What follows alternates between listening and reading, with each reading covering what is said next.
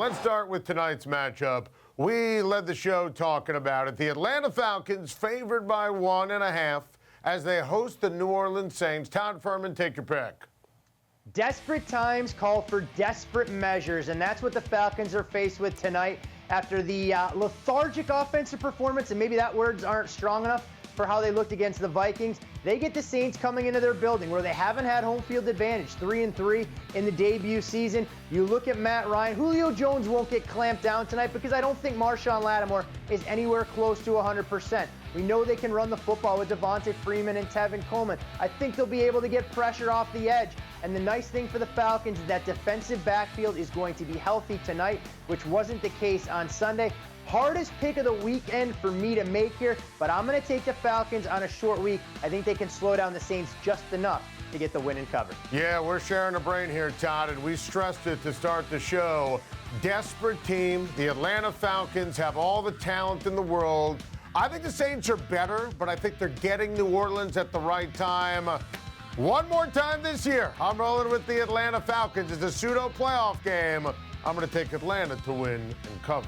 The Seattle Seahawks head to Jacksonville on Sunday. The Jacksonville Jaguars, America's team, favored by 2.5. Todd Fuhrman, take your pick. Well, Adam, you picked on me last week saying I had no faith in Carson Wentz, and the Seahawks rewarded me handsomely, not only covering but winning outright. But I know when to try and jump on, and I know when to jump off. This is not the week I want any part of Seattle when they head down to North Florida to take on one of the stingiest defenses in the entire league. Now, the Seahawks' offensive line has been much improved. It's been fortified with Luke Joeckel and Dwayne Brown on that left side. But you look at what Jacksonville is going to do. Come at them in waves. We know the secondary can clamp down on Seattle, and when the Seahawks can't run the football, it's going to make sledding very difficult. I know I'm backing Blake Bortles against the Seahawks defense, but at a discounted price, I have no other options. Jacksonville proves that they're no fluke. I'll lay the 2.5 with the homebound Jags. Blake Bortles. I totally agree with you, Todd. Oh, Blake no! Bortles. No! Rolling up Blake Bortles. Blake Bortles is going to beat Russell Wilson. You gotta love sports, and we don't even hesitate on it. I mean, how great is this? Look, you nailed it. The Seattle offensive line, even though it's better, doesn't mean it's good.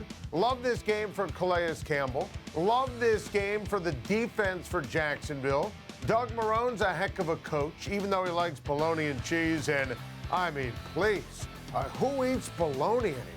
And I don't want to hear about mayo on the sandwich. And get rid of the cheese. And the only mustard is spicy mustard. Give me Doug Marrone and the Jacksonville Jaguars to take care of business. Todd, my Oakland Raiders head to Arrowhead on Sunday to face the Chiefs. Kansas City favored by 3.5. I know. Todd Fuhrman hates the Raiders. I can guess the pick, but go ahead and make it anyway. I'm going to save everyone the trouble. I'm taking the Kansas City Chiefs this week. I think they've hit rock bottom, so I'm getting on board. But Adam, in all seriousness, I think Andy Reid electing to suspend Marcus Peters speaks volumes.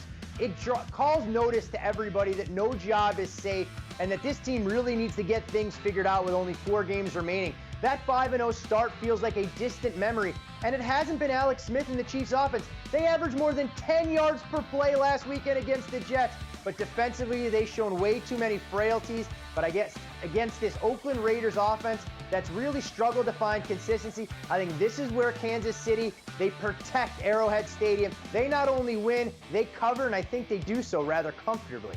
I'm going to take Oakland because I'm predictable, just like you are. Not surprising. No. Not surprising. Not even remotely surprising. And listen, I love what Andy Reid did with Marcus Peters. I'm with you. We talked about that on Time to Shine yesterday. And I do think there is the potential of a domino effect because, hey, when you've lost 6 or 7, you spiral out of control, and you decide to suspend one of your best players, if not your best all-around player, because he's a knucklehead. It resonates with everybody. By the way, they need him. And I think Derek Carr is going to take advantage. Whether or not they win, and for the record, I think Oakland's going to win the game. 3.5 seems like way too many points. I'm going to take the Raiders, but again, I always take the Raiders, and you always go against them. The Minnesota Vikings, 3-point road favorites on Sunday when they visit the Carolina Panthers. Todd Fuhrman, take your pick. Adam, I'll hit you with a number right off the top. 32-13. You know, what do those figures represent? That's the Vikings against the spread record the last 45 games they've played if you bet them blindly. They're 19-8 against the number their last 27 games when they've been installed as a favorite. They continue to be undervalued by odds makers, and I'm not quite sure why. Whether it's Case Keenum not creating that cachet of it, Drew Brees or an Aaron Rodgers or a Tom Brady, but this defense is a ridiculously difficult out. And while I don't love the fact that Minnesota's on the road in unfamiliar surroundings for the second straight week, what I do love, it is an offense that gives what opposing defenses gives you. And I think when you look at the way their ability to run the football with Jerick McKinnon and Latavius Murray, it opens things up in the passing game for Adam Thielen, Stephon Diggs, and Kyle Rudolph. I think the market continues to underappreciate what the Vikings are capable of doing. I'm going to lay the points on the road with the purple. They win and cover in the process. You nailed it on the market, and earlier this week I said on Time to Shine, you have to give your A game, your A-plus game to beat the Minnesota Vikings. Atlanta didn't do that. I don't think Cam Newton and Carolina, I don't think they're capable of an A or A-plus game. Give me the Minnesota Vikings, and I think it's arguably the best bet of the week. The Rams host the Philadelphia Eagles on Sunday. Jared Goff's team favored by 2.5 over Carson Wentz's Eagles. Todd Fuhrman, take your pick. Well, it appears everybody's off the Wentz wagon. I'm getting on this week because I think Philadelphia, the week of practice they've had in Southern California, is actually going to help galvanize them as a team. They bounce back here, and I do worry about the Rams. The interruption in schedule dealing with the unfortunate wildfires. They didn't have their normal practice schedule. The key, though, Adam, without knowing Ertz's status as we record, if he's out there, I love the Eagles. If he doesn't play, I just like him a little bit. Well, I'm going to go with Philadelphia. You know that I created the Wentz wagon. I have to say, this is the toughest game of the week to pick. I think that LA is a phenomenal team. They have matchups all over the field, starting with Goff and Gurley and Watkins, and I love Sean McVay. He's got a coaching advantage over Doug Peterson. But you know what? The Eagles are going to deal with adversity for the first time all year after that Seattle loss. I think Carson Wentz is up for it. Give me the Philadelphia Eagles to take care of business. Sunday Night Football, the Baltimore Ravens, 4.5-point underdogs when they visit Pittsburgh. Todd Fuhrman, take your pick.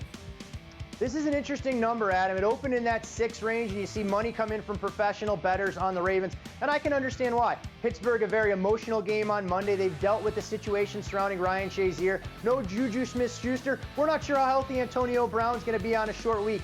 But all that being said, the money coming in has created value on Pittsburgh, and while the game means more to Baltimore, I know the Steelers are night and day, home and road. They love nothing more than to throw a wrench into the Ravens' postseason plans. I'll lay the points with the Steelers, but with a bit of trepidation. You know, Todd, you're making great points, but it's such a great rivalry, and both teams, it's one of those, and it's so cliche, you throw the records out the window.